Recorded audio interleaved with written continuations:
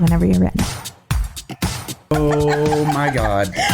Jessica! I've never been called a fox! Dana. That's a classy name for a Harry. I like it classic. Okay. Do you?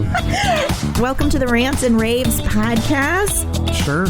Out with the bad and in with the good, motherfuckers. That's right.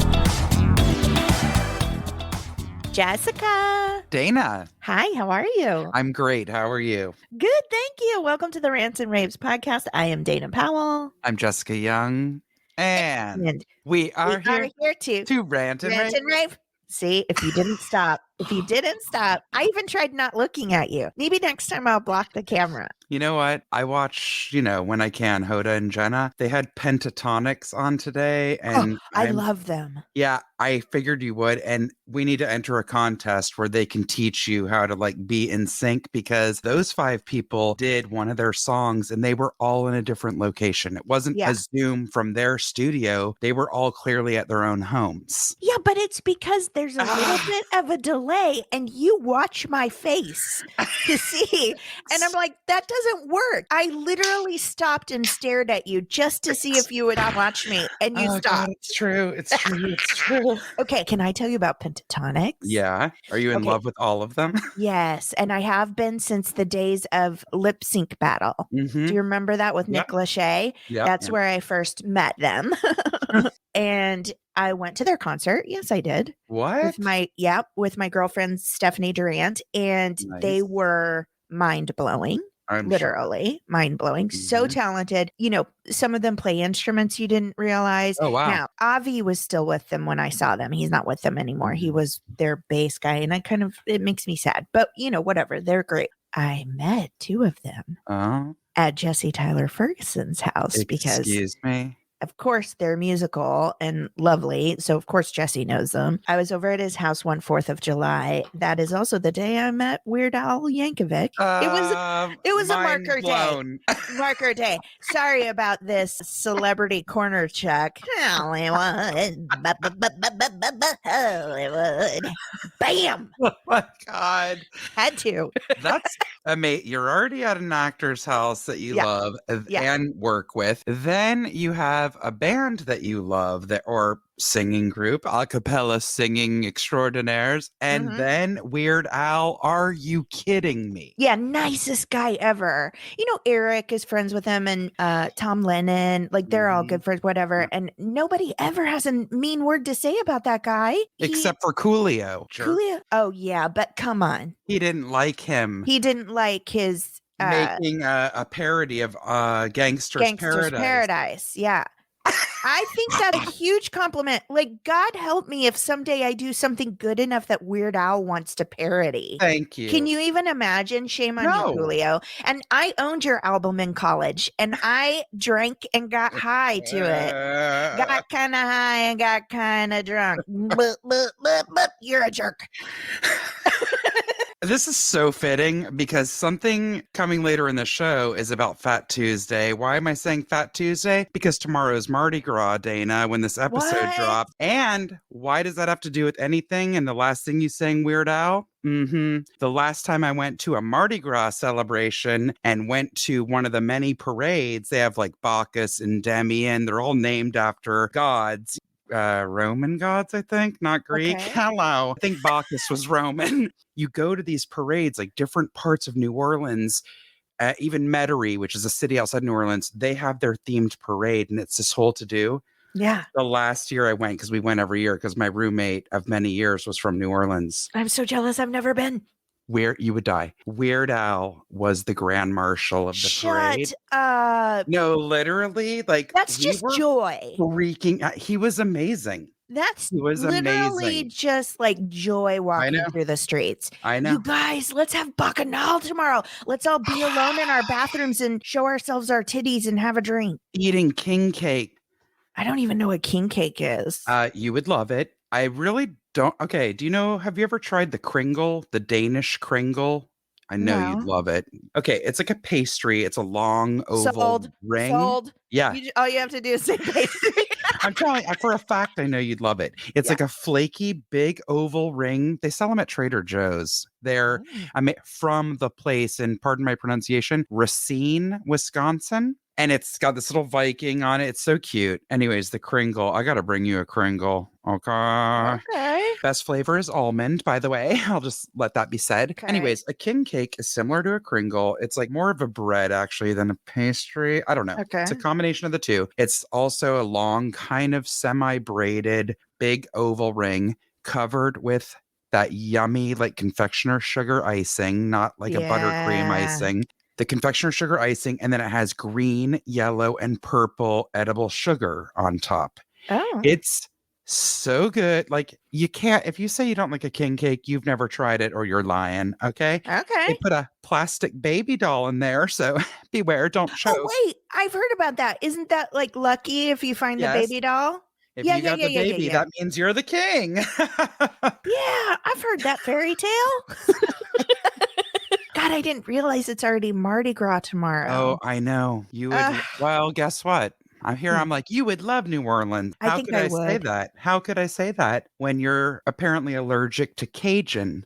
And that's I do. It makes about me vomit. all they got there. And seafood. You also hate seafood. I hate seafood, but you know what I like? Alcohol and beads. Okay, then you know what? We can set you up at a table at Pat O'Brien's and just have nonstop, like a buffet, all you can drink of their famous frozen hurricane. And you can just watch everybody on Bourbon Street. Love it. I want to do that. I want to go to haunted old estates. Yes. And I want to see some voodoo. That's what I want. You, Dana Powell, as a lover of history and, dare I say, the macabre. Indeed. You would freak over the architectural tours and the I think I would. The cemetery tours. My friend's grandfather used to lead one in an area like the tombs are so elaborate and amazing because, y'all, it's a swamp.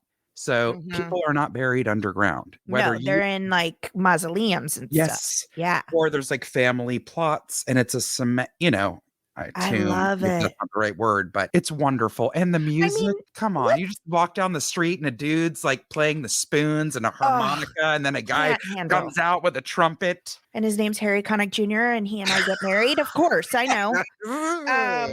No, I would love the music. I want to see weirdos, and I hear there's a lot of weirdos. That's all I want. Yeah. You know what? Especially since we're kind of past the I want to party and I don't care what happens. Yeah. I would say not to go on Mardi Gras ever as an adult, but to go during the jazz festival, which is... Oh, that sounds heavenly. Oh my God. I went one year and believe it or not, the two headliners, no, they're not jazz groups, were the Allman Brothers and Fish. Oh, what? Yep. And Branford Marsalis was also one of the big acts. The Neville Brothers were there. I mean... Oh my God. I'll be honest. Branford incredible. Marsalis, so talented. Like, I know he got that, like, Tonight Show, Jay Leno reputation, but that dude is genius. I know.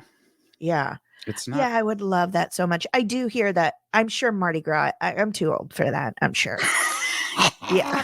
I just think you'd be like, okay, over it. Over it. Yeah. But everything else, I think I would love. Right. Well, also the best part is watching the parades, right? Because they're so elaborate. This is not like some little, oh, this is cute. Yeah. This is insane. People spend like all year preparing for their floats, and it's like a big deal. There's all different reasons and ways that you get on the float, and it's called a crew. So each float is like the crew, or is it the crew of Endymion of the whole parade? I don't know. I'm going to stop talking my mumbo jumbo with lingo that I don't know. But man, I would kill to be in New Orleans sometime soon. And we do have a place called the Little Jewel of New Orleans in downtown LA. I know you don't like Cajun food, but they make them beignets, those Cafe du Monde beignets. I do like a beignet. I will say, it's not that I don't like Cajun food. It makes me vomit. No, I know. I'm like, well, sometimes you just have to take the good with the bad, Dana. Well, I'm not sure. When you're like hawking your stomach out your throat, you feel like, maybe I shouldn't eat this again. Oh my God. Now, the fact of the matter is, I wouldn't say that my palate is huge. You know what? I ran into a very dear friend of yours, and we both concurred. We laughed. I don't even remember what the item was that I was telling her to get. And I said, I'm sure Dana would love it. And she goes, yeah, I'm pretty sure she wouldn't. Oh, really? Yeah. Yeah, you and Kate Pennington stood in Trader Joe's and talked about what kind of food I would or would not eat. Good for you, girls. Because I said to her, I think, why do I feel like it was something that had avocado? I'm like, this is sick. I'm like, I forget that she's allergic to it, and that's not okay. You recommended something to me, and then you were like, and then you cook it in avocado oil, and I texted you, why are you trying to murder me? I know. Awful. So sorry. Well, it's probably a good thing that I realize I didn't ask you how your week was and you didn't ask me. However, I feel like this is a good transition point. Oh, yeah, it's perfect. What? I was going to say, if you guys would like to write in to tell us what we should and shouldn't do or be talking about or any other advice, trials, and tribulations, please find us on Facebook and Instagram at the Rants and Raves Podcast. You can email us at the rantsandravepodcast@gmail.com or through our contact button on www.therantsandravespodcast.com. That's right. Do it. It's good for the soul. Indeed. The reason I thought maybe we should just go ahead and transition into rants is because I would say that it's probably a good thing that my palate is not huge, because another one of my star qualities is the fact that I cannot cook. So if you follow me on social media, you would have seen my big hit. Is that what we call it on Instagram now? When people are like, you a fool. Like lots of people are thinking you're a fool. That's a hit, right? I need everyone listening to this to write in to them, find out who the hell is in charge of that show. I need you to find them on social media, and we need to start a campaign here and now. Dana Powell needs to be on a celebrity edition of Netflix's famed show, Nailed It! Okay, so here's the thing. It was Valentine's Day yesterday, and I decided this year, you know, famously, I've been open and honest about how I don't buy Dan Tipton gifts because he doesn't use any of them and it makes me angry and we fight. The only time I really get him like presents is if he wants something specific or it's food. I feel like you can't lose with food, right? So I decided and planned it, which is very not Dana. Like I ordered the cookie cutters a month ago because I was afraid they weren't going to get here in time. You were really preparing. I was on top of it, I thought. So I got this great idea that Henry and I were going to make these little tiny cookies with cutouts that hang on your coffee mug, right? So they have a little triangular cutout, and that way you can put the cookie on your coffee mug and dip it in your coffee, which I think is disgusting, but the man in my life loves to do it. So does Alan. He does it with everything, and it drives me nuts. It's real gross. I don't know why you'd want to put a perfectly good cookie inside of a nasty cup of black coffee, by the way. Yeah, it's like forced torture that he thinks makes him a man, in my opinion. He says he enjoys it. Oh my God. He says he likes it. I should be quiet because he's literally in the other room. Usually he's not home when we record. Can you picture him walking in and he's behind you going like this? You have no idea. Anyway, so I'm dead. Also, he can only hear my half of the conversation. He can't hear everything you're saying. So my earbuds in.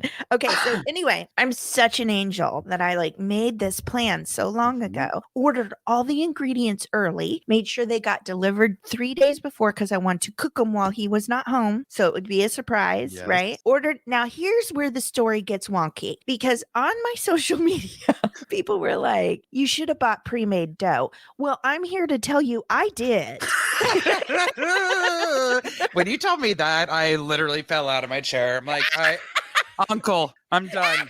Oh my God. Send in the clowns. I'm a wheezy old monster right now. See, here's the thing. So I bought the pre-made dough and I was like, yeah, I'll just smush it and cut out the cookies. Bing, bang, boom.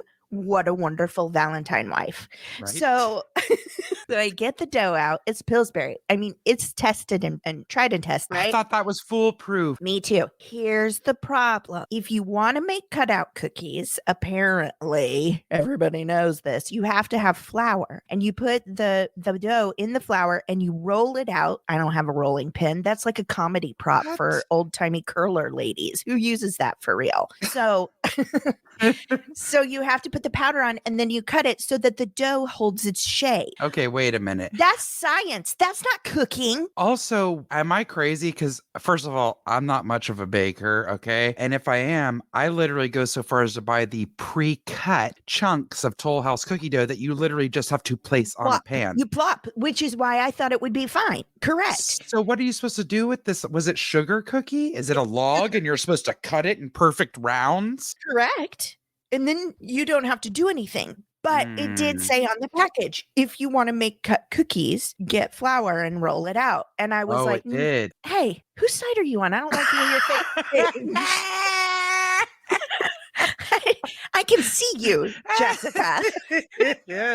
By the way, I would never have read the directions either, so I really do feel you, okay? Well, and I'm notorious, like, people are like, you're so creative. You're always trying things and doing things. I'm like, yeah, because I take shortcuts and don't read directions. That's all it is. I just want instant gratification, right? Mm-hmm. Which I'm very proud of myself. I didn't eat the dough before I even cooked it. Okay. So if you want regular round cookies, you can just slice them and lay them on the thing. But if you want to make cutout shapes, you have to do that. Well, also, when the dough starts getting warm from your hands, it just starts kind of going blah, blah, blah, blah, blah, everywhere, right? And it also sticks inside of your cookie cutter. So you have to take a chupa lollipop and use the stick to get it out. And then you put it in the oven and your child is so amazed because you never cook that he sits on the floor in front of the oven to watch them cook. It was like a movie. You sent me a picture. It was the cutest thing ever. And then he goes, look, mommy, they're moving. And you're like, what? I can't. And you look. They're moving. You look inside and it's just one full cookie tray of dough. Maybe a faint hint at shapes. Oh my God. No more cutout to hang on the coffee cup. So I'm like, oh well, they still taste good. So I tried like cutting out after they were cooked, cutting out the shapes, but then they crumbled everywhere and it was hard to get the shape. I had one star that turned out perfect with the little cutout. That was it. And then the rest of them we decorated. And then Henry was like, I'm done. Because believe it or not, it's hard. You got to have some hand muscles to get that icing out of that pouch you got to squeeze. It's impossible. So on the rest of them, I just labeled what they were. I wrote in icing, bird, star. Now it makes sense. Oh my God. Because you couldn't tell what the shapes were. So Dan Tipton was working late, and Henry asked if he could stay up and wait for him so he could give him a surprise. Bless So his he heart. gets him. He's like, wow, right? But they do taste good. And I decided I wanted one, but it was kind of late. And like, I'm getting old where sugar bothers me late at night. So I just eat bread instead. Ugh, we don't want, that's another rant for itself.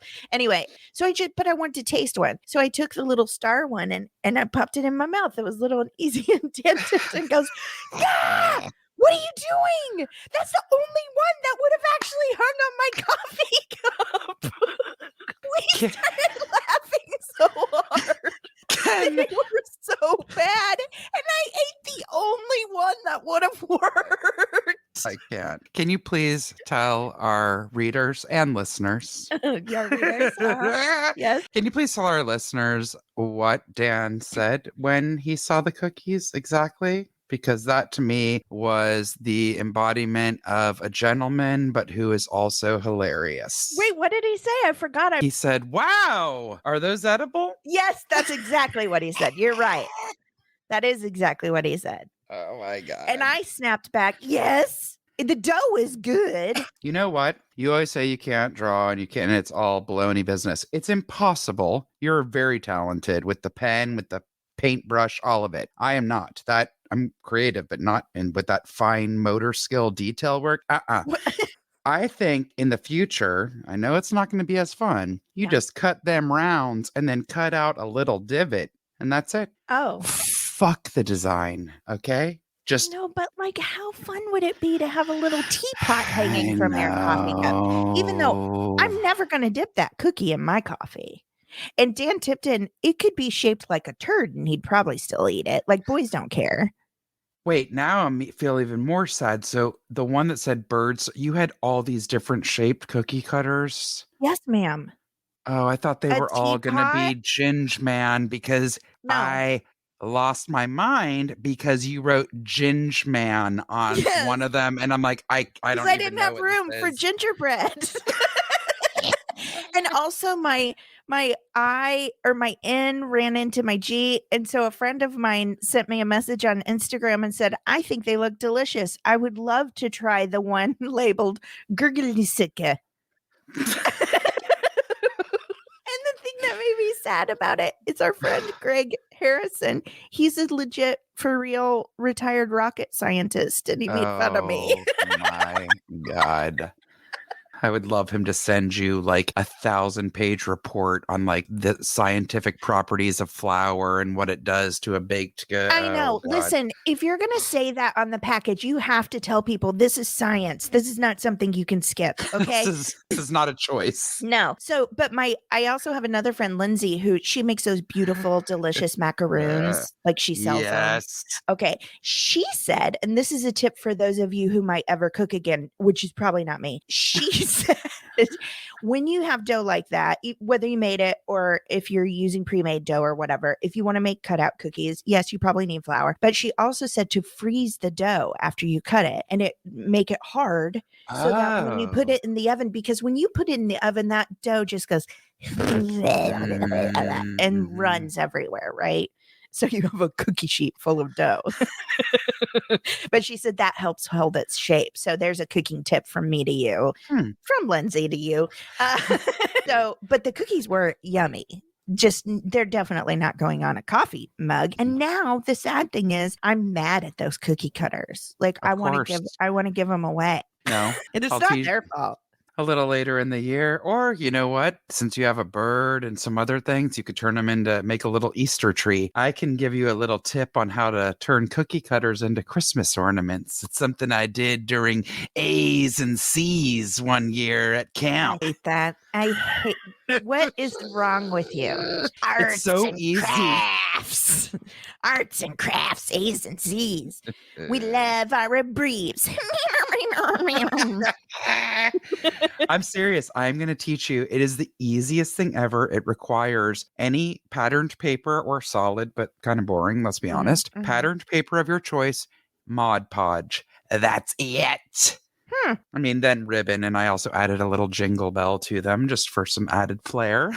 Wow. How fancy. No, it's seriously so easy. Well, I just was mad that for once I really tried to be thoughtful and like do something nice. Now, my son had a blast. He was very proud and very happy. So I guess maybe that's enough. We had a good time making them together. I giggled a lot. He didn't know why. I think it's hilarious. I could not wait for Dan Tipton to come home and see them. I laughed so hard. Anyway, there's a video of it on my Instagram explaining how so good. The day I ruined Valentine's pre-day. You know, I have other good qualities. You have a lot of great qualities. What did you got Alan some? I know that he got you that cute little Disney makeup set. Oh, dear God. Okay, so I don't remember, but really quick, did I ever tell you about this? I feel like you know about it. In Burbank, there is, you know, that whole drag of Magnolia Boulevard has so many amazing vintage clothing stores, but we're talking like 50s and 60s, right? Sure. Not a t-shirt that's from the 90s that somebody's charging $85 for. No. Anyways, it's a plethora of amazing, non-corporate, very small mom and pop owned. You and I love the coffee shops near there, the vintage clothing, blah, blah, blah. Besame Cosmetics, Besame. I don't fully know the correlation, but I did ask. The woman is connected to Disney somehow. Now, it's not like a Disney store. Is that on the corner across from Romancing the Bean? Yes. Yeah. Yes. I've walked past there several times and never gone in. It's beautiful. You gotta. I know, but sometimes I look at stores like that and I get pretty woman syndrome, not because I'm pretty, but because I'm poor and I'm afraid they're going to be like, you need an appointment and have to leave. Not at all. And I literally went in and just bought a lipstick and it was lovely. And the woman that worked there is so cool and was like all in her glory, rockabilly. Yeah. She asked you on a date? No. Not at all. But they have their makeup line is inspired by literally makeup of yesteryear, if you will. They do a lot of matte lipsticks, which were much more common back in the day. They have like cake eyeliner and even mascara, which comes in a little compact and you add water. I mean, cool. It's very old school. So they have gorgeous cosmetics. The woman did not try to upsell me. I find that hard to believe. I promise you, she did not. It was really nice. She wasn't like, oh, do you want to makeup? None of that. Willing to answer all of my questions. So anyways, they have their regular makeup line, but they also always have one big feature going on in there, which is based on something from Disney. So I got the lipstick from the Sleeping Beauty collection a while ago. You know how the fairies do that? Make it blue, make it pink. Yes. They keep changing her dress. Well, the lipstick's blue, and then you put it on and it turns pink. Yeah, I have some lipsticks like that. They're so fun. It's great. So back to Mary Poppins. Alan bought me their new collection is they have the Mary Poppins set and they have the Mrs. Banks set. Oh. The Mrs. Banks set is a nail polish, a lipstick, and it comes with postcards of Bert's chalk drawings. Are you kidding me? It's cute. So cute. Also, this is not like for a kid. This is like grown-up stuff. And no, I'm not like a Disney mania. I love Disney. I love going to Disneyland, but I don't like have Disney collectibles or anything like that. This makeup, I'm obsessed. And he gave me the Mary Poppins one. It came in this gorgeous satin-lined box. It says practically perfect in every way. And it had a powder compact with a mirror that has Mary like flying off into the sky. A rouge, which I can't wait to use my gel rouge. Ooh. And then a lovely lipstick. And they're all black with this tiny little pattern of a couple of daisies, kind of similar to like Mary's carpet bag. Anyways, so cute, such a delight. And actually 3 pieces of makeup that I will use: blush, lipstick, and powder. So not cute. like some eyeshadow kit. I don't wear eyeshadow. They did a Sleeping Beauty eyeshadow kit that was insane, but I'm like, I'm not getting that. I don't wear eyeshadow. So cute. Anyway, you got to check it out. It's real cute. All right, you guys. So my rant is going to be short and not so sweet. It's going to be kind of a combination of 2 things that happened this week, and I'm just going to turn it into this. I'm absolutely and completely over people who do not have enough respect for others to pay attention in general about their spatially, like again, even before the pandemic, pay attention to your surroundings. But now that we're in where we are, please pay attention. Please don't encroach on people's spaces. Please don't. I'm sorry. The first part of this rant is my experience checking out recently at Target. We don't do that. We're going to grab the bar and put it right against the last item of your product that you're getting. And I'm going to start shoving the stuff from my cart and be all up in you. Okay. No. All of these stores have it. Every grocery, at least I've gone to shop at 3 places: CVS, Target, and grocery. Okay. To go in and get necessities. That's it. Yeah. They're all clearly marked. We've discussed this ad nauseum, but the other day I'm checking out and these 2 really loud, obnoxious teenagers came up and I already got annoyed. I'm like, oh no, please tell me they're not starting to put stuff on the conveyor belt. And they did, and they were laughing and joking around. And yes, I'm not trying to be a prude, but like, I know they're kids, but it's like, you're old enough. They were older teens. They were shoving each other and getting loud, and it wasn't cool. Like, I wouldn't be cool witnessing that if they weren't right in my space. Anyways, the point is they kept doing it, and I was like sitting there seething, and I thought, don't say anything. And then I thought, why aren't I saying anything? And then one of them bumped into me. No. Let me tell you something. The Kraken was unleashed. Yeah. Okay. Yeah. And I literally, Dana, I think I channeled you because I said one of your favorite words. I said, hey. And if you saw the way they looked at me, because by the way, the girl checking me out was younger than they were, it looked like. And she just had her mouth open and was just staring at them, doing nothing. Yeah. When I'm sorry, but yes, you have to say, excuse me, can you stand back there? Anyways, I said, hi. They looked at me and I said, get back behind the barricade. Well, there is no barricade, okay? I just didn't know what else to say. And by the way, they were speaking in Russian, and then they immediately stopped. And then in perfect English, the guy goes, okay, we can back up. Oh, good. Back up. So to their credit, as annoyed as I was, I really thought, ooh, I just unleashed the beast. This is not going to be good. They're going to tell me F you or get in my face or God knows what. And they didn't.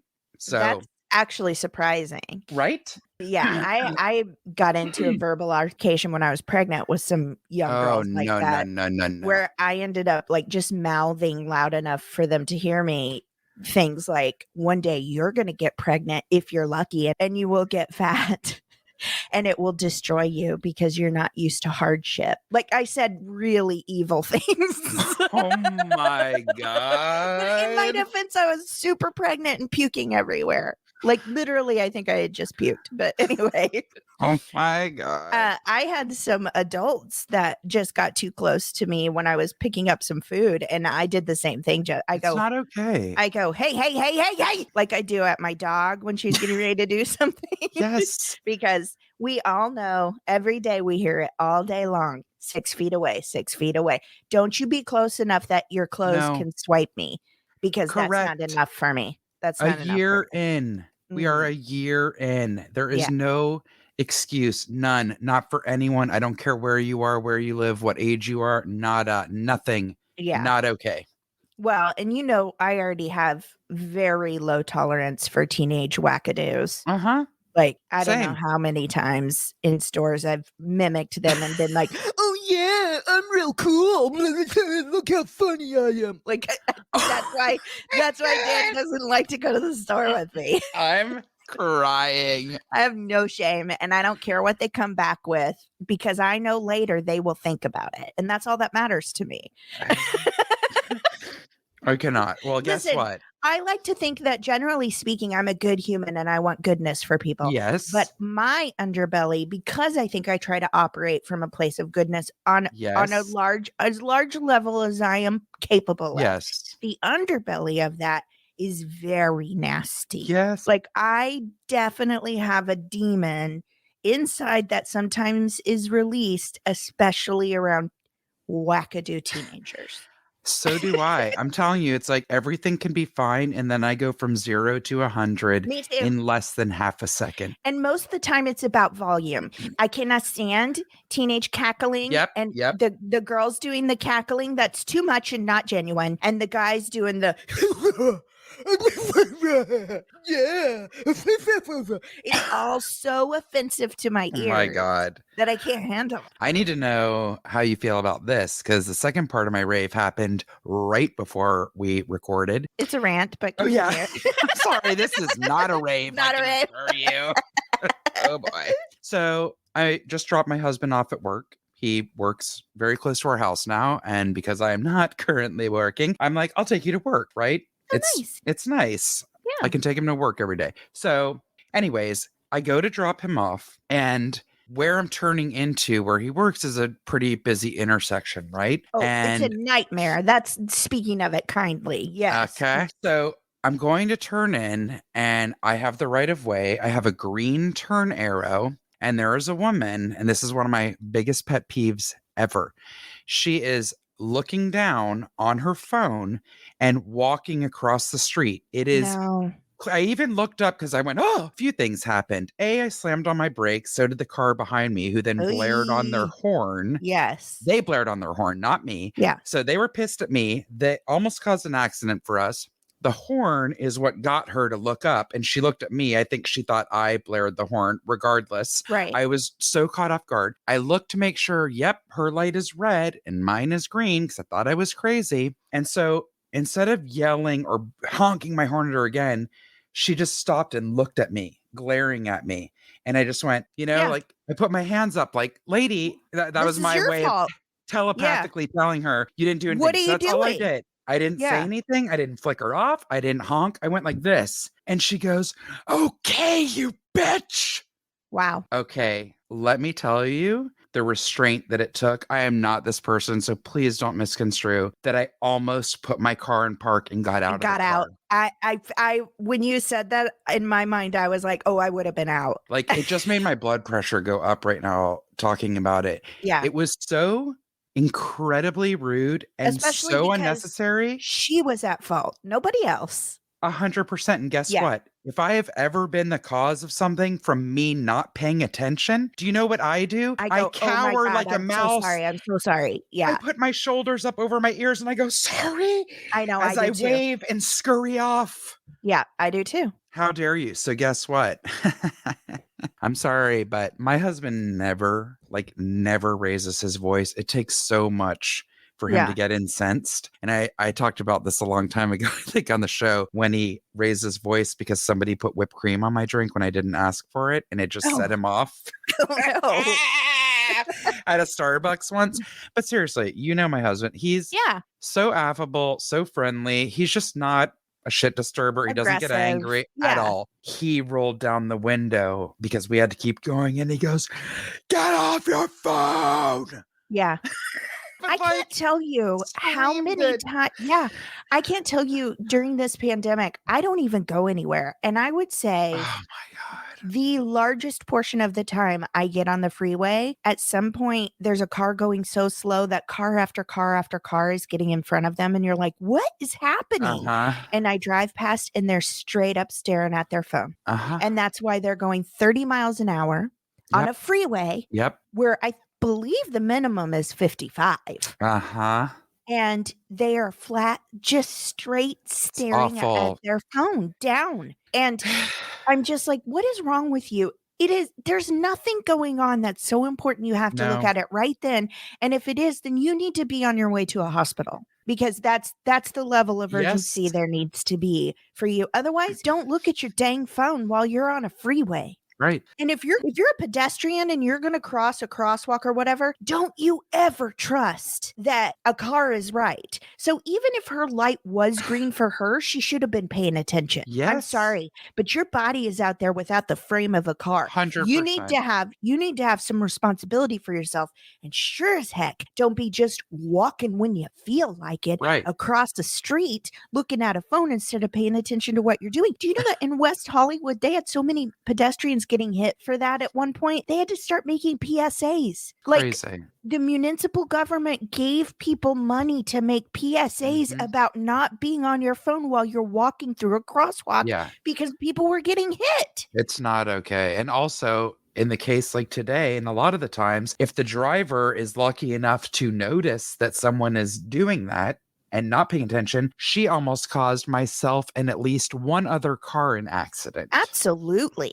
Yes. Or somebody swerves to get out of the way. Now you hit something else or someone else. I hate it too when people get mad at you for something you haven't done. Like, they're in the wrong to begin with. And then the person behind you honks and she calls you a bitch. First of all, you could have gone up to her ear hole and went, honk, and would have still been in the right. I know. Okay.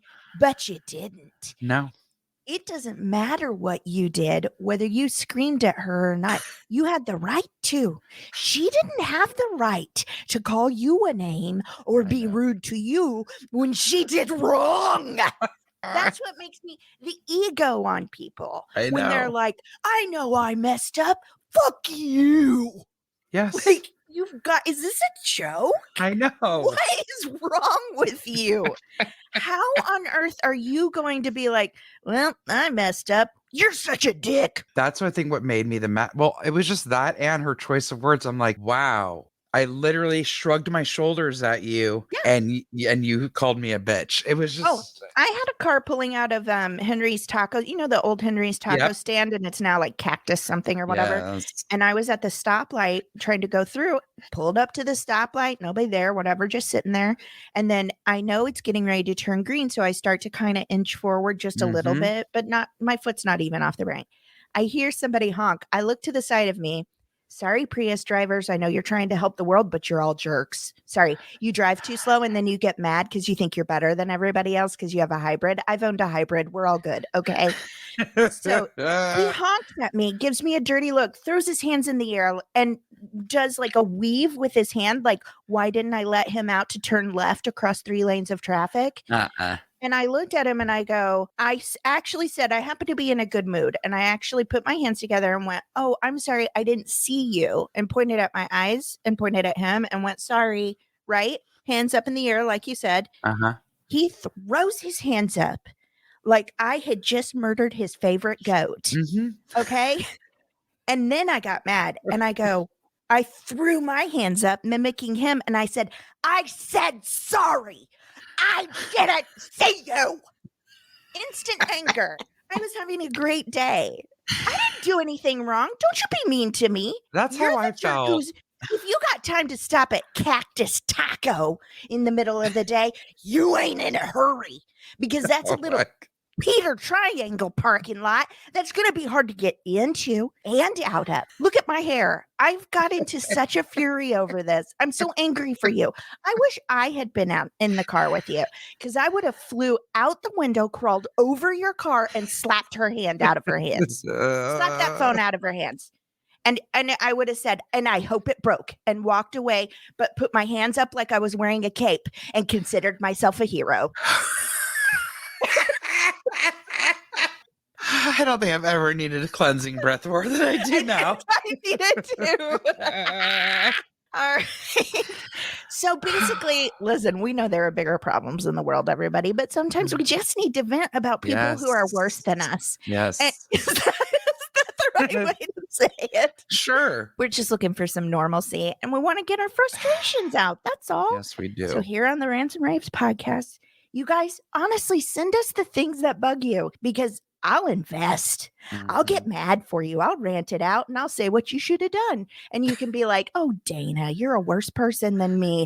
I did just fine. It's going to make your life better. I promise. So we're going to take a deep breath in. We're going to blow out all this fury and fill up with some goodness. Then we're all going to put on our superhero capes and pat ourselves on the back. Okay. Just kidding. Take a deep breath in. And don't cross the street on your phone.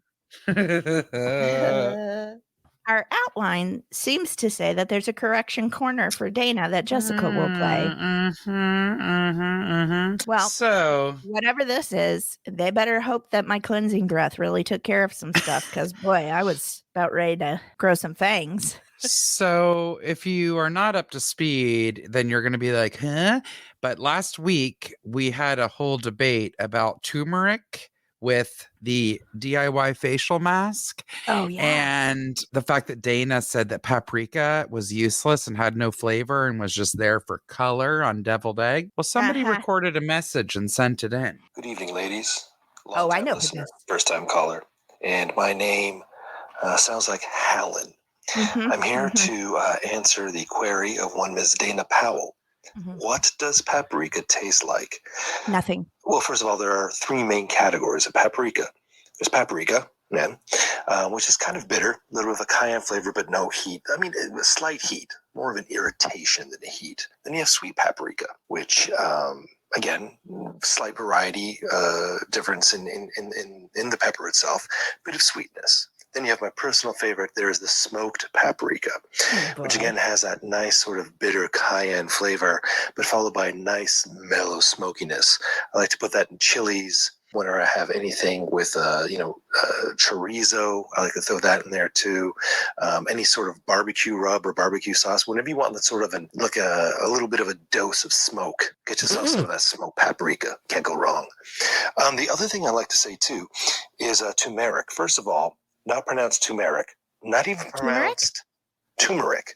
No? It's actually pronounced turmeric. Okay, there's an R after the U, turmeric. It's part of the ginger family, and in itself is a bit of a bitter flavor, but can have some sweetness to it depending on how it's cooked. It has great medicinal properties. I believe Jessica had said that it fights off inflammation, which is true. It can also lower blood sugar and blood pressure. It is part of the Ayurvedic system of medicine based on spices and herbs. It's fantastic for you. It's great and tastes delicious when cooked properly.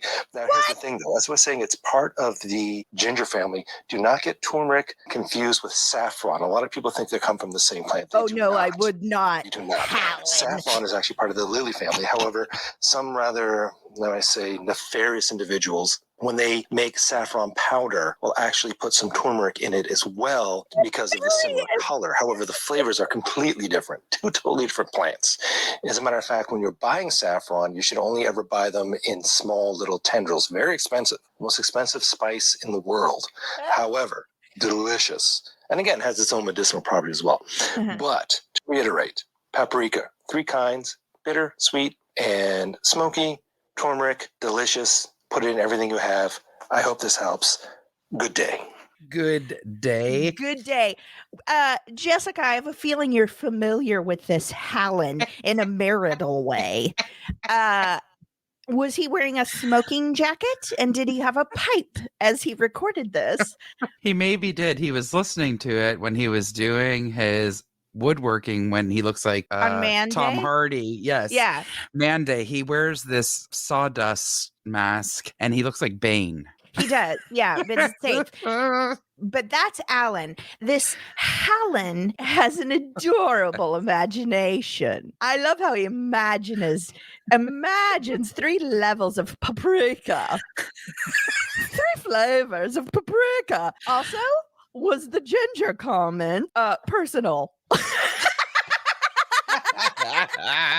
I love that he is more of a nerd. I was gonna be nicer than that. You two and your food stuffs. Trust me, if he given the platform, he could have been like, well, the history of saffron came about during the Silk Road. I mean, he would have. I'll tell you what, I'll be honest with you. I would listen to a podcast of historical food, like foods from different times. Like, I would listen to that. That is fascinating. I might think that it's imaginary, that paprika has 3 different days. And I will never say, I will promise you, it will not be possible in my brain for me to ever say turmeric. He even said it conversationally, or turmeric. I love that he did that. He's like, no, Dana is very misguided. That's amazing. I just have, like, I imagined books behind him in a very like burgundy and cherry wood room with a banker's lamp nearby. Perfect. Yes. That is amazing. Thank you, Hallen. Should we tell people? I mean, people know that's your husband, Alan, right?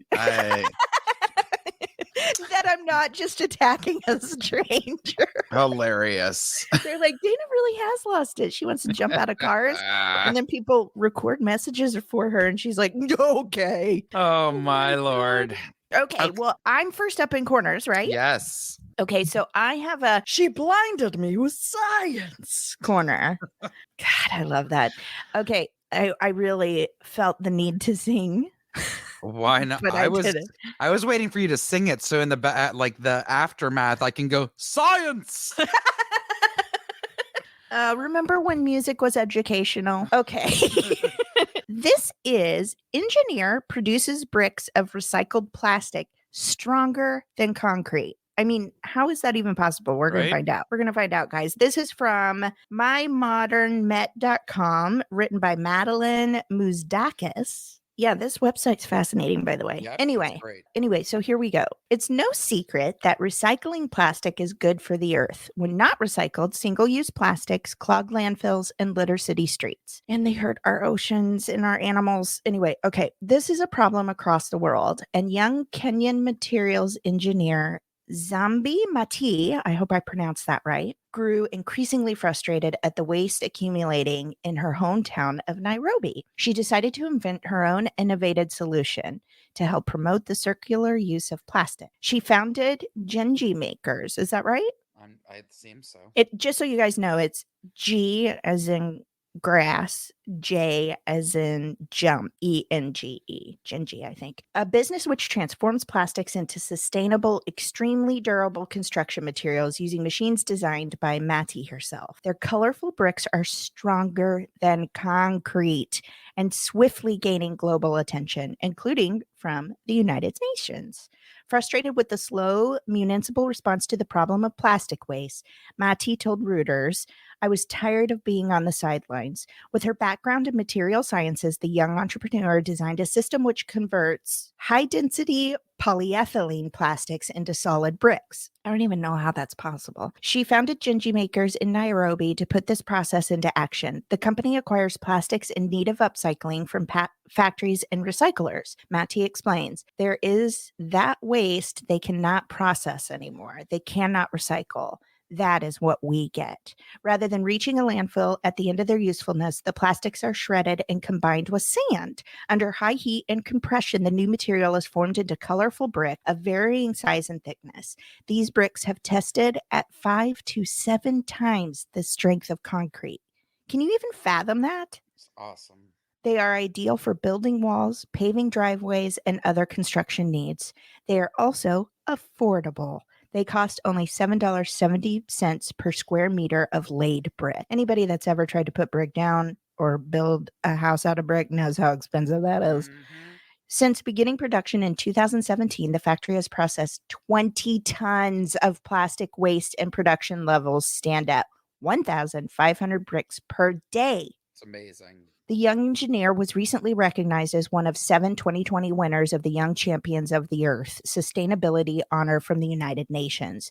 Winners of the award receive some seed funding, as well as the chance to get their ideas before the most powerful global decision makers. The champions, here's what kills me. The champions are all under 30 years old and have already are leaders in the global fight for sustainability and circular economy. All under 30. What have I done with my life?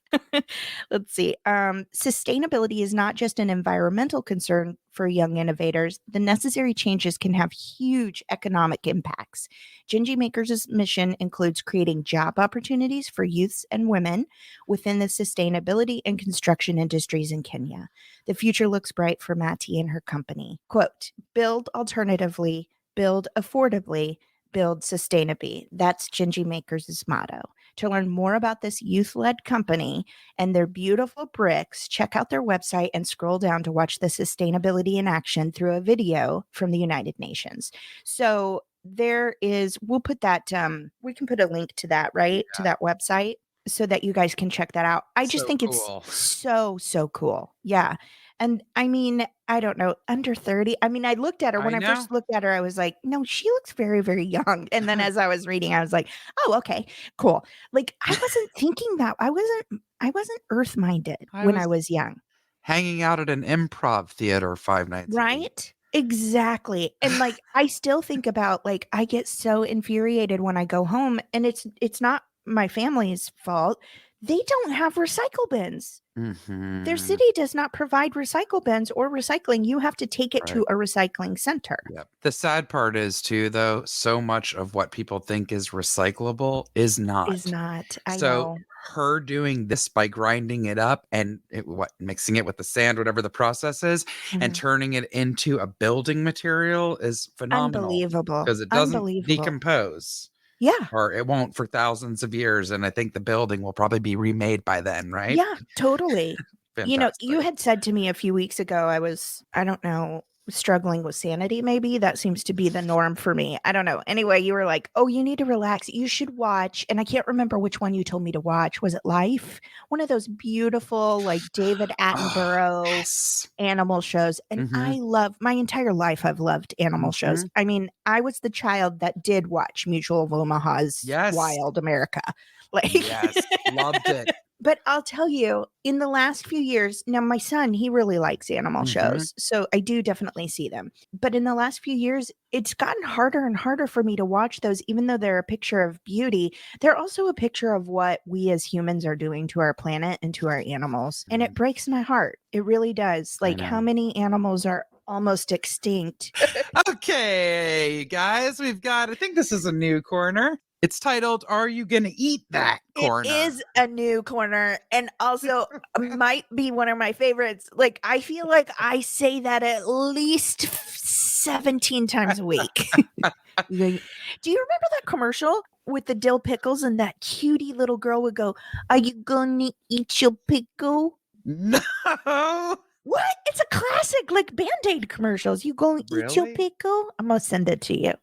Oh, yes, I want to know the brand. All I Mhm. remember is the Vlasic stork. No. Or was that for Clausen's? I think it's Oh, Vlasic. I think it's Vlasic, but he was annoying to me. Also, Are You Gonna Eat That Corner can be for grody food things, and it can also be for great ones, Yummies. right? Mhm. Like Dana's favorite all tomato with a couple of slices of onion salad. Tomato takes all the skin off the top of my mouth now. Oh my God. Okay. Pardon my pronunciations. Full disclaimer, I do not speak in the same cadence as people from Iceland, okay? Yeah. Unless I'm doing a bad impression of my beloved Bjork. I cannot believe you just said my beloved Bjork. I love her so much. Okay. Like so, oh God. Oh, don't get me. That's a whole corner for another time. It has to be because she's buckets of crazy. I'm here for every bit of it. After right. going to her immersive virtual reality experience a few years ago, oh, I'm all in. Good for you. Oh, again, you guys, this was hence the Weird Al lead into Mardi Gras. Okay. Oh, right. Once a year, Icelandic kids receive or fashion a wooden stick with a paper decoration on one end. Already confused when I read it. Yeah. Don't know what it looks like. Gonna have to Google what the stick with a paper decoration on one end looks like. Sounds like a homemade wand or something, right? Yeah, and not even cool like a pinwheel. Like, can you blow on it? Does it spin? Oh. Then they try to spank their parents with it. I'm sorry? Then they try to spank their parents with it, yelling, "Bola, bola, bola!" In parentheses, Wait bun, a minute. Bun, bun, bun. Okay. Children make a stick Uh-huh. with a paper decoration on it Uh-huh. and try to beat their parents, Spank. screaming about Ebola. Not Ebola. Bola, bola, bola. Which means Bun, bun, bun. I am still completely lost. Please continue. B-U-N, like a bun. Okay. Uh-huh. Uh-huh. As they go. In return, adults reward children with choux. I'm going to imagine it's choux, like a petite choux. That's French, not Icelandic, but with choux pastries stuffed with cream and jam and topped with powdered sugar or chocolate. No, wait. They put cream and chocolate in shoes. Choux. C-H-O-U-X. What is that? I don't know. It's a type of pastry from Europe. Also, I don't want jam and chocolate, but continue. Every successful spank earns another pastry bun. At Wait least. a minute. Successful? Are the Yes. parents trying to run? I imagine. And then if you make contact, you get another bola or bun. Oh my God, keep going. Every successful spank earns another pastry bun, at least on Boludagur or Bun Day. It does. I mean, did Yoda write this article? I don't know. At least on Boludagur or Bun Day, it does. That's my awful That's Yoda your horrible impression. Icelandic Yoda impression. I cannot. Icelanders have observed the Monday before Ash Wednesday in various ways since the early 20th century, though the religious event has since evolved into a more unique, bun-crazed affair. Religious? This is religious? Where's Jesus in that jam and chocolate? To honor Boladagur, local bakers on the island nation, which is home to fewer than 350,000 people, churn out more than 1 million buns. Whoa. Countless families bake the fluffy sweets at home as well. Well, I wouldn't be. Dana, here's your answer. Okay, here's my answer. Christians around the world maintain the tradition of indulging before Lent, usually on the Tuesday before the season begins. They don't say this, but newsflash, they're talking about Mardi Gras. I mean, it's Mardi Gras in New Orleans, but Fat Tuesday, right? Okay. Before Lent begins. Though Bun Day officially begins on Monday, which is today. Icelanders often celebrate on Sunday because weekends foster more freedom for time with children and deliberately overeating pastries. The holiday has its roots in Denmark, where a similar celebration known as Fastelavn. I mean, I cannot with our pronunciations. What are the words? Fastelavn revolves around cream rolls called Fastelavnsbull. Thank you for my amazing Danish attempt. Yeah, I mean, Fastelavnsbull just sounds savory to me. That doesn't sound like sweet treat holiday. Now, I think you will be pleased when you see the picture of this pastry filled with creme. Oh my. I mean, it does look good. Right? Yeah. Everybody's going to be trying to fashion a stick once they get a look at this. Okay? Yeah, no kidding. That cream inside that pastry, I'm talking 3 fingers deep. Yes. Like that thick. But I thought that was so weird and funny and bizarre. I'm like, spanking with a stick and then you're rewarded with a pastry. Got it. Your parents, no less. How about like good behavior? Oh, you get a boon. Stop saying boon. Oh my God, I sound like Augustus Gloop's mother from Charlie and the Chocolate Factory. Oh, yes. We have to figure out what chow is. Chow chew. Chew, I know. Oh, you know who probably knows? Who? Howlin. He'll be like, oh, actually, that was started in the Germanic Empire in 1352 and was later adopted by the French. Inspired by a blacksmith who was busy making armor for the armies, but on the side needed a sweet treat. I'm not making fun. He's actually very knowledgeable. I am making fun, but only because he can take it. And only because I'm jealous. Hilarious. Whenever I take a picture or he sees me like videoing him and he's like, what are you doing? Why are you recording? Like to send it to Dana. He's like, oh, okay. Yeah. Because I immediately, when you posted pictures, I was like, oh, I see it's Man Day. Oh, he loved it. Okay. Yeah. Yeah. When he's in his Bane get up, I'm like, he can do anything. I'm calling Alan when the zombie apocalypse hits. Howlin. I love it. So everybody, when you listen to this, indulge in a sweet pastry treat. Yeah, it's Fat Tuesday. Yeah. Get some Christian buns in your body. I love that they said Christians around the world maintain the tradition. I'm like, I've never heard of this before in my life. Not of the tradition of the boons, but the tradition of indulging before Lent begins. Yeah, no, nobody ever told me that either. Oh, no. Maybe it's a Catholic thing. It probably is. I bet Dan Tipton knows. Yeah. Yeah. Like, is Ash Wednesday? Did they ever do that at your church? No, it no, is. no, okay. no. Yeah, it's Catholic. So, and is Lent purely Catholic? I grew up with mainly Catholics and I'm married to one. So non-Catholics do not observe Lent? Not that I'm aware of. One more tidbit, since we're on the subject of encyclopedia knowledge on Lent coming from a Jew. Apparently the Filet-O-Fish was invented because of Lent. For real? So that McDonald's could still have people coming in on Friday nights to get food, but they offered the fish sandwich since I think traditionally Lent, you give up meat. Yeah, I think so. Right? On Fridays. So like beef, right? Beef and pork, maybe. I'm not a good Catholic because I'm not one. Interesting. Yes. You know, I also, if you guys ever, I'm obsessed with BuzzFeed on any platform, really. Like, I love their lists of things they tell me that I'm probably going to want, even though I don't need it. Like, totally. Whatever. I do deep dives. So they did one on fast food employees telling you things that you don't know about restaurants, but McDonald's actually had quite a few. Like, we've all heard the one about when they tell you the shake machine's not working. It's not true. They just haven't cleaned it, stuff like that. But one of the things they said was, you know how the straws at McDonald's are bigger Yes. Well, you shouldn't be getting straws from the plastic straws anyway, because we're trying to, save not turtles. Exactly. But the reason they are bigger is because it allows more carbonation into your mouth per swallow, which I want to say exemplifies, but that's not the right word. Makes the flavor more. Okay. Oh.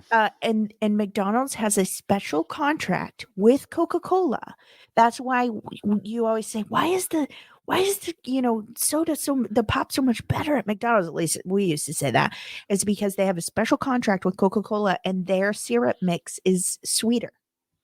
Interesting. And then they serve with the bigger straws. Like it's all, they talk about blowing the smell of the French fries out. It's not actually like it's a ploy. There's so much magic and deception behind it. It's like going to the Wizard of Oz or something. I mean, my God. Right? Yes. Right? Craziness. Unbelievable. What is this world doing to us? I don't know. And I fall for it every time. I'm that fish that's just like, yeah, give me more.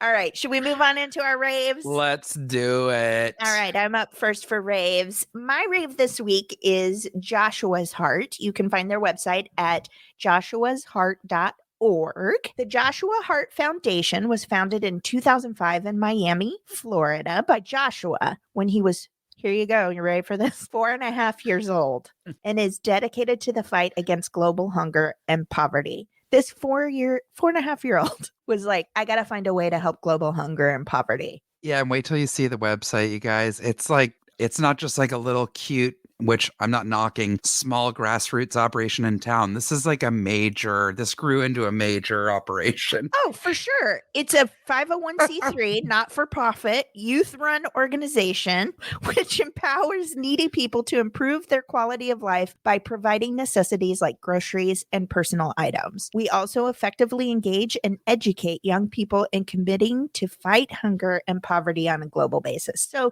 not only are they like helping people, but they're like educating and training young people to be better human beings. Mm-hmm. I mean, you can't get much better than that. Right? You may think that hunger is a problem that only impacts Americans who are homeless or completely destitute. In reality, someone in your neighborhood, workplace, or school is likely to be impacted. According to the most recent government report, 1 in 7 U.S. households are food insecure. 1 in 7. Households headed by single parents. I mean, come on. For sure. Those with income near the federal poverty and Latino and African American households are even more likely to be at risk for hunger. We know this is true because during this pandemic, how many of us have tried to do our best to get sack lunches to children who their only meals are at school? I mean, it's terrifying. Let's see. Hunger has a huge impact on our educational system. Children make up 24% of the U.S. population, but represent 32% of the Americans living in poverty. Oof, that hurts my heart. According to the Southern Education Foundation, during the 2012-13 school year, the majority, 51% of public school students qualified for federal free and reduced priced lunch programs. That means that they live in households with incomes low enough that they are at risk for food insecurity. Hunger is particularly dangerous for children. Not only can it stunt physical growth, it can make it far more difficult for them to learn. Absolutely. How can you concentrate when you're hungry? You can't. Everything's shutting down. Joshua's Heart has programs that target children and parents that can help stomp out hunger in your community. The first step to solving a problem is acknowledging that it exists. And that's absolutely true. I think we all would like to believe that many children and adults for that matter in our country are food insecure. Like we'd like to not believe that. No, it's true. It's happened. Like we have to open our eyes. The first step to solving a problem is acknowledging that it exists. That's why one of the major goals of Joshua's Heart is to increase awareness of hunger and hunger-related issues. People who are aware that hunger is a serious problem in their community and around the world are more likely to volunteer, lobby their elected officials to support initiatives that will fight hunger, yes, and donate money to the cause. Joshua's Heart utilizes social media to reach out to young people and partners with larger organizations like Unilever. Is that how you say it? I don't know. Yeah, Unilever that helps spread awareness about hunger and other important social issues. I need to look that up. I should have done that beforehand, and I didn't. Once people are aware that hunger is an issue, Joshua's Heart helps mobilize them to action. That's what I love. Mm-hmm. They're like, hey, we're going to make you aware that there's a problem, and then we're going to give you the skills to try and help out. Yes. Young people. They're in the future. Got so excited. Anyway, you want to spend one day a month. Oh, Joshua's Heart is run by volunteers of all ages. Whether you want to spend one day a month packing bags or food for our groceries program, or you want to join our junior advisory board and lead a project in your community. Yes. Yes. Joshua's Heart has an opportunity that will allow you to be of service and help stomp out hunger. Love it. Again, that's joshuasheart.org. And I just love that it's targeted to the youth and educating them. I mean, $2 million in funds raised to stomp out hunger and poverty, 3 million pounds of food distributed to families in need, 200,000 toys, clothes, and toiletries donated, 60,000 youth volunteers recruited and growing. That's awesome. It's amazing. They have programs. They have a shop. Your support's very important to us, and we can't do the great work we do without it. All sales go towards funding our cause. So you don't have to just donate. You can buy something, and even that goes towards helping. Mm-hmm. They have all these programs, partners, testimonials. You can look at all of it. They even have a blog, volunteering. I mean, all of it, guys. joshuasheart.org. Love it. I love it. Okay, our next rave is the Denan Project, and this is something that my dad sent to me, yes, a little rave from Mr. Young. This is from our cousin. It's my dad's first cousin, and they're very close. My cousin's name is Richard Young, but he goes by Dick Young in the entertainment world. He is an award-winning documentary filmmaker. Oh, awesome. Yeah, and he has literally over most of his career, first of all, traveled the world, but gone to the most impoverished and remote places to document and try to establish different foundations and whatnot for the people in those communities. Like, I remember when I was probably a teenager or in college, he made a documentary called Legacy for a Frame, and it was something he started where it would give people in a village their own heifer, like a type of cow, and then that would literally give milk to the village or feed, a village. So many cool projects. And again, he's somebody who really walks the walk. Okay. So like when he goes to Africa, he sleeps in a tent in the middle of the desert, wherever. No he's glamping. Not like getting these luxury, so cool. Such an amazing guy. And he started documenting some of the elder relatives in our family many years ago. And it was a really great gift that he did that. So this is a foundation that he started. And there is a video I'm going to post a link to. We can't really post a video link on Instagram, but on Facebook, I'm going to link to the YouTube video and you can watch it. The Denan Project is an all-volunteer nonprofit organization providing health and development assistance to underserved people living in some of the world's poorest places, focusing on healthcare, agriculture, clean water, education, and economic development. We work with local on-the-ground partners with the ultimate goal of making impoverished communities permanently self-sustainable. Yes. So I love that too. They're not doing a temporary fix. It's not a Band-Aid. Yeah. Right.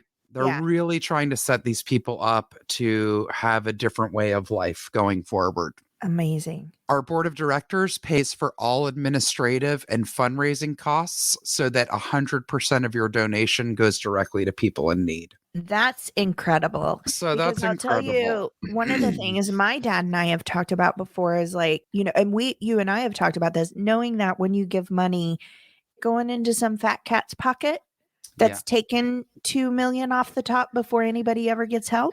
Yep. Or just the cost of running even a nonprofit. It's like when someone pays by a credit card, that business, whether you're going to Walmart or you're giving a donation to a charity, they have to pay a fee for the credit card transaction, right? Mm-hmm. And tax and all the other stuff. So they are very fortunate to have a board of directors that is willing and able to pay for these expenses so that, That's again, incredible. 100% of the donation goes directly to the people in need. We make long-term commitments to each of our project sites, usually aiming to work between 15 to 20 years in each location. Wow. So That's yes, that commitment. major. That's what I'm Yeah. saying. They're not like going there for a month. To take some pictures and go, look what we did. No, they're setting these people up for success. Exactly. We work closely with on-the-ground partners and experts, including local and regional government and non-government organizations. The involvement of local residents is also a critical part of our work. Community members help with construction, outreach, and/or staffing. The doctors and staff at our medical facilities, for example, are always local. We check in frequently on work and progress in each location. We personally make regular visits to each of our locations to confirm good use of funds and timely progress. We are a 501c3 nonprofit organization run entirely by volunteer members. Because our board of directors covers all of the administrative fundraising and overhead costs, 100% of all outside donations go to our medical care and critical community development programs. The volunteers make frequent visits to each of our project locations, all pay their own way, and receive no reimbursement for their efforts. Our underlying philosophy is rooted in one community helping another, regardless of location, religion, race, or creed. We believe in the power of individuals being able to make a difference. We are passionate about improving the lives of people in the communities in which we work, not just today, but for the long term. So yeah, if you are so interested and inclined, when we post the video, you're going to hear my cousin Richard talking, and it's him narrating. Starts out with a bunch of people that have been walking for 10 days, getting out of a bad situation and where they are with anything that they own, their few belongings on their back. Definitely check it out. He's an awesome person, and I just have mad respect for him. For literally at least 50 years, he has been going around the world and really trying to make a difference. I love it. Yeah. Yeah, that he's dedicated his life. Totally. That's wonderful. I also love hearing about organizations where they're like, in today's world, any organization that can give 100%, like, holy cow. Pretty hard. Yeah, is pretty amazing. That was really beautiful. Thank you, Jessica. Yeah, thank you. Jessica. Yes, Dana. I think that's our show. I think it is. And what people don't know is how gracious you are and lovely and wonderful, and how I am a complete train wreck, who every week we make a time to record, and I inevitably say, can I have an extra 10 minutes? And then today we had to stop in the middle of recording because I don't understand time management, and I had therapy. And that is life. You were so kind and so patient. I don't deserve you. Not true. That is quarantine life. Okay. That is the quarantine life. And also, you guys, this is also how horrible I am. I made her a Valentine's Day gift, which, listen, it's made with love. We all know how the cookies turned out that were made with love, so don't get too excited. I couldn't even get my butt over there. I was like, hey, I made you something. Gonna go to Wendy's. Pretty tired. But they do have a present. Do you want to see it, or should I wait and surprise you? I mean, I feel like you have to, so I can shriek for the listeners. But if not, we can just pretend like I didn't see it. It's very tiny. Or pretend that I did see it. Here's the top of it, which says Happy Sappy Day. That's the top of it. And then here's this little thing I made for you that I don't believe you can kill. Oh my God, I'm getting a little magic terrarium. Oh God, it has a dinosaur. I love it. And look at the little guys inside there. They just grow and grow and grow. And Dana, I love it. They're almost impossible to kill. I don't know what they're called, but they look like fancy little teeny tiny miniature ivies, and they're so cute. So cute. Thank you. I love it. You're welcome. I love I'm really excited because I thought, well, you could put it on your desk, or you can put it outside, wherever you want. And it's pretty self-contained. Yes. Like, you don't really have to do anything to it. I love it. Did you see all the layers? Like, you've got your rock layer, your charcoal layer. I put some perlite in there for you, and then a little bit of soil. It's all good. So cute. So cool. Oh, I'm really excited. If I ever get off my butt, I'll bring you your Valentine's present. Each week we like to close out the show, or at least I do, yammering more than I already have about things I'm enjoying or seeing. Jessica is not quite as into TikTok as I would like her to be. I definitely send her about 75 videos at a time so that when she does come on, she probably dreads it because it's a 4-hour journey. I felt so bad. I don't mean to interrupt you. I felt so bad because I sent you something on TikTok and then I realized, oh, that is after me not looking at it for a week. So you were probably like, how rude. She didn't comment. She didn't like them. I hadn't even watched them. That I knew that. In my heart, I was like, no, she hasn't even been on TikTok. She hasn't been on.